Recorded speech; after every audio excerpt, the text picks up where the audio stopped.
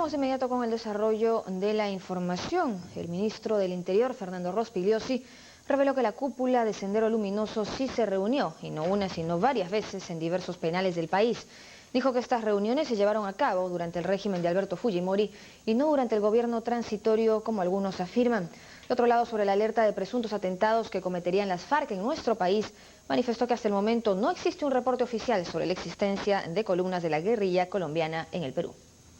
El ministro del Interior, Fernando Rospigliosi, declaró esta mañana en conferencia de prensa que no existen indicios de infiltración de las FARC en territorio peruano, ni de posibles atentados que este grupo terrorista quiera perpetrar en nuestro país. Nosotros estamos investigando estas informaciones que han circulado en los medios de comunicación desde hace meses de presencia de elementos de la FARC en el territorio peruano, de presencia masiva de elementos, porque dice que son columnas de 80, de 300, de 200. Nunca hemos tenido confirmación de que esto haya ocurrido. Por otro lado, Rospigliosi confirmó que sí se produjeron reuniones de la cúpula senderista detenida en los diversos penales, pero desmintió que éstas se hayan realizado durante el gobierno transitorio de Valentín Paniagua, ya que dichas reuniones eran propiciadas por Vladimiro Montesinos en la base naval y durante el gobierno de Alberto Fujimori. Durante el gobierno de transición no hubo ninguna reunión de mandos senderistas en la base naval. Sí hubo, y varias, durante el gobierno de Montesinos y Fujimori. Hubo varias reuniones propiciadas por el gobierno de Montesinos y Fujimori de mandos senderistas con Abimael Guzmán en la base naval. Y hasta donde tengo conocimiento, la última de esas reuniones fue alrededor del 14 de noviembre del año 2000, en el gobierno de Montesinos y Fujimori. Con respecto a nuevas convocatorias que busquen paros o movilizaciones, el ministro emplazó a la población a no dejarse llevar por grupos extremistas que no hacen más que perjudicar la economía del país. La otra vez, la semana pasada, han realizado un paro en Machu Picchu, han paralizado el turismo en Machu Picchu. Una turista además ese día cayó de una altura en Machu Picchu, se rompió varias vértebras y estaba en una situación muy crítica. Y esta gente había paralizado el transporte en Machu Picchu. Había paralizado el tren. ¿Ustedes creen que eso contribuye al desarrollo del país? Por último, el ministro del Interior dijo que el terrorismo está derrotado, pero aún existen remanentes que aún se combaten. Nosotros no vamos a permitir el resurgimiento del terrorismo y no nos vamos a dejar callados.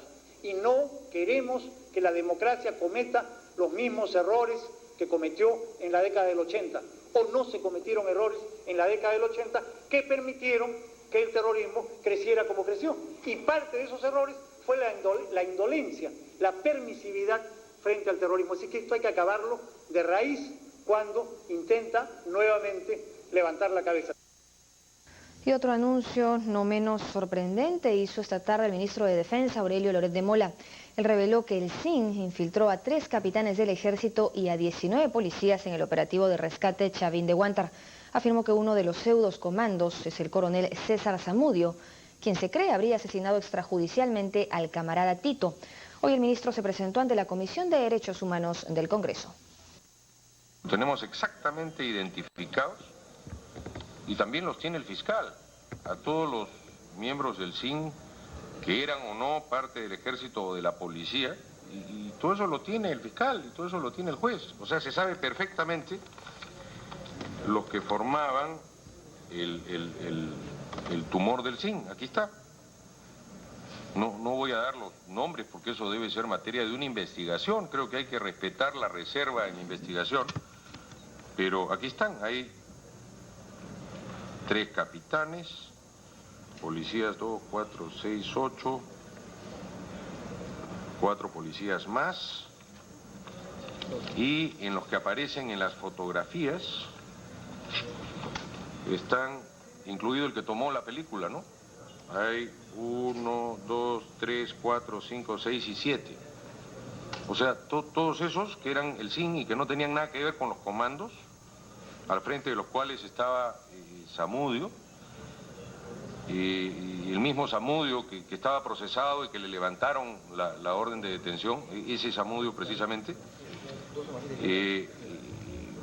serían los responsables, según la información que tenemos, de el caso de un homicidio periférico extraño al operativo Chavín de Huántar que no compromete a ninguno de los comandos heroicos de Chavín de Huántar.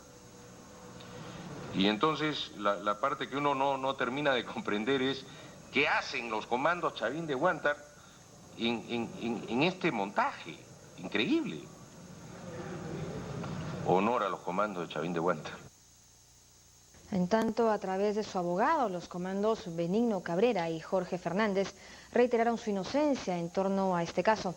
El letrado dijo que sus patrocinados esperan que el juez Jorge Barreto no habrá instrucción contra ellos, pero en caso que decida hacerlo, preferirían que sea bajo la orden de comparecencia.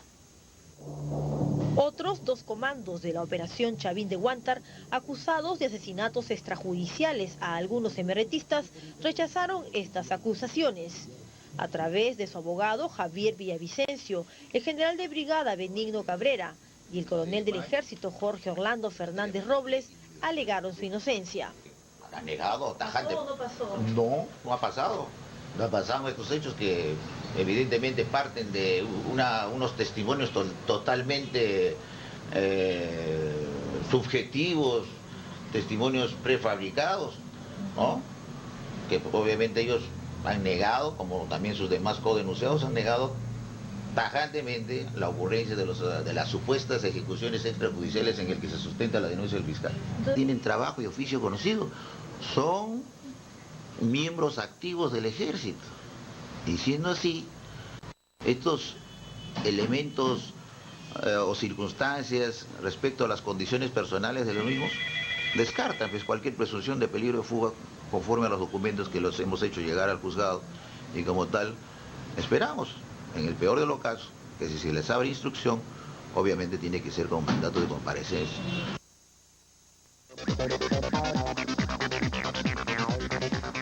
La Policía Nacional continúa investigando posibles infiltraciones de terroristas en las universidades del país. Así lo aseguró el director de esta institución, José Tizoc, quien argumentó que para ese fin se está realizando una serie de coordinaciones con los directores de los centros de estudios. Tizoc Lindley también se refirió a la propuesta para municipalizar la policía. El director general de la Policía Nacional, José Tizoc, dijo que no sería viable que la institución pase a ser dirigido por el municipio de Lima, tal como lo sugirió el jefe de la Policía de Nueva York, William Bratton. La formación del señor Bratton es efectivamente de una concepción municipal porque su policía es municipal. Me gustaría que viniese, por ejemplo, Carabinero de Chile y pudiera dar su diagnóstico referente a la organización de la policía, ¿no? O sea, cada uno va a dar su diagnóstico de acuerdo a la visión y al tipo de formación que ha tenido, al tipo de trabajo que ha realizado. Para mí particularmente no es viable. La Policía Nacional es una institución integral. Respecto a una posible infiltración de elementos subversivos en las universidades, Tizoc Lindley señaló que se está investigando debido a la existencia de indicios en estos hechos. Es un trabajo que no solamente corresponde a la Policía Nacional de Perú, el velar, ¿no?, y prever que no se vuelva a producir los fenómenos del año 80, y también atañe la cooperación de todos los ciudadanos, incluyendo los rectores que están preocupados, a veces cosas que no pueden saber, ¿no?, y que podemos saber nosotros. Estamos justamente cruzando información para poder determinar fehacientemente la existencia o no existencia. El director de la Policía Nacional formuló estas declaraciones tras suscribir un convenio de cooperación con el rector de la Universidad Particular San Martín de Porres, José Antonio Chang. Este acuerdo permitirá que cadetes y oficiales de la Policía Nacional puedan seguir estudios en las carreras profesionales que ofrece esta casa de estudios. En tanto, los estudiantes universitarios consideraron que se debe investigar a profundidad si existen o no elementos terroristas infiltrados en los centros de estudios superiores. Al respecto también se pronunció el rector de la San Marcos, Manuel Burga. Escuchemos.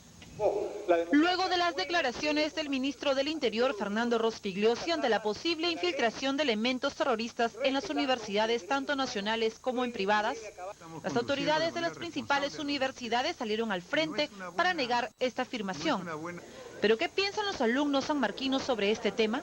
¿Ustedes como alumnos han notado algún tipo de infiltración terrorista de alguna manera? No, o sea, por mi parte al menos no, ni mis compañeros he visto que me comenten nada acerca de eso, ¿no? Pero Nada tan anormal, ¿no? De repente, alguna pequeña cosa, de repente pintas en algunas partes de la universidad, pero algo muy mínimo, ¿no?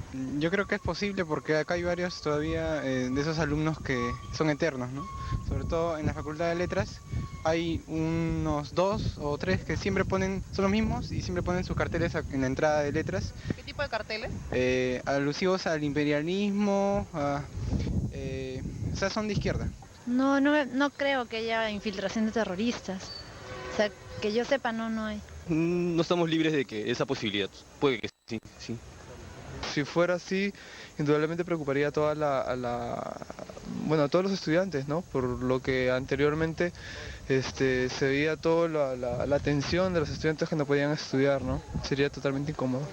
Existe preocupación por parte de los estudiantes de la Universidad Mayor de San Marcos ante la posible infiltración de terroristas, si tenemos en cuenta que esta casa de estudios fue blanco de grupos extremistas en la década de los 80.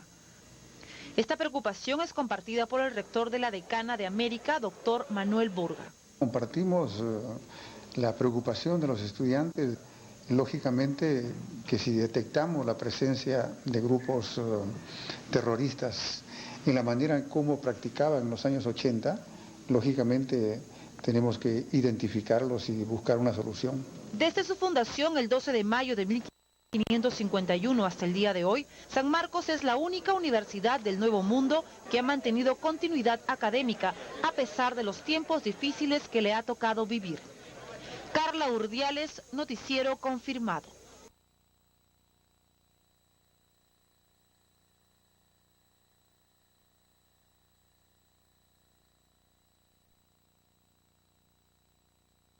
En otras noticias, el ministro del Interior, Fernando Rospigliosi, negó categóricamente versiones que dan cuenta de un probable ingreso de tropas de las FARC en territorio peruano. Dijo desconocer el origen del informe dado a difundir ayer por el titular de la cartera de la presidencia, Carlos Brus. No lo conozco. Así de concreto fue el ministro Rospigliosi cuando se le preguntó respecto al informe de su ministerio en el que se basó su colega Carlos Brus para referirse a una supuesta presencia de las FARC en territorio peruano y más que eso, para afirmar que este grupo armado estaría organizando atentados de manera conjunta con Patria Roja. Nosotros no tenemos conocimiento de ninguna incursión profunda que haya sido realizada por miembros de la FARC en territorio peruano. Sendero Luminoso, dijo, está mutilado. Sus principales líderes están presos, sin embargo, agregó, es un hecho que hay grupos que intentan articularse. No debemos permitir que se repitan los errores de la década pasada, es decir, que habían leyes permisivas, un poder judicial y un ministerio público que eran igualmente permisivos, se les daba cabida en los medios de comunicación, muchas veces exagerados. Por lo demás, hay una estrategia antiterrorista en marcha. En cada lugar donde se conoce de la presencia de terroristas se trabaja con comisionados expertos en el tema. La DIRCOTE ha sido reestructurada y algo muy importante, las bases militares no se retiran. Y además se están reinstalando ya. En este momento hay varias bases que han sido reinstaladas o instaladas, nuevas bases, concretamente 5 en la región de la Selva Central y de Ayacucho. Desmintió finalmente que durante el gobierno de transición se hayan reunido los mandos de Sendero Luminoso en la base naval. Sí dijo que hubo varias de esas citas en el gobierno de Fujimori. Entre los miembros de la Comisión de Derechos Humanos del Congreso, el ministro de Defensa, Aurelio Loré de Mola, aseguró que el fiscal del caso Chavín de Huántar cometió varias irregularidades en el proceso que se le sigue a los militares y que los coloca en la misma situación de Montesinos y su mafia de corrupción. Y aquí hay claramente un fiscal que ha incurrido en una barbaridad. Así de cerrada fue la defensa que hizo el ministro Loret de Mola respecto a los comandos que son investigados por el fiscal Richard Saavedra. Este señor fiscal Saavedra, en una actuación que yo creo que es lamentable, ha estado 14 meses, señor. No se ha perdido ninguna de las diligencias que ha llevado adelante la policía. Y no se le ha ocurrido hacer una reconstrucción de los hechos. En 14 meses de investigación.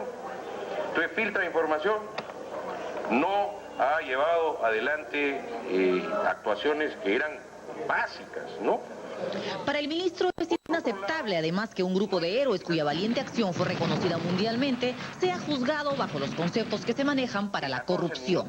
Ellos, juntos, en un juzgado anticorrupción, con una ley para organizaciones criminales o terroristas y junto con Vladimiro Montesinos.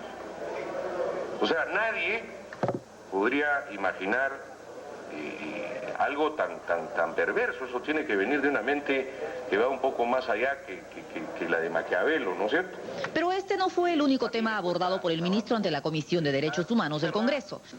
También se habló del incidente en la Villa Militar con un grupo de periodistas agredidos. Primero, sobre su propia reacción y sus palabras. Yo reaccioné con indignación y mantengo esa indignación. Y quizá las palabras que dije no debí decirlas, no porque no las sintiera, porque las sentí en ese momento y las siento ahora. Pero es verdad, pues, uno no debe hablar cuando está embargado por la indignación. Aquí también su defensa de la institución militar fue cerrada. Primero, el general Jaime Patiño le dijo a la prensa que no quería seguir dando declaraciones. No obstante eso, comenzaron a perseguirlo, en lo que se convirtió casi en un acoso. Para que no lo persiguieran, el señor entró a la villa. Entró a la villa no porque viva en la villa, entró a la villa para que no lo persigan. No quería dar declaraciones. Ojo, en una democracia es derecho de una persona dar o no dar declaraciones. O sea, no vivimos bajo la dictadura de la prensa, ojo. Antes pidió a los congresistas que trabajen una ley que permita el reconocimiento de los años de servicio y la indemnización a los militares que intentaron el golpe de Estado del 13 de noviembre del 92.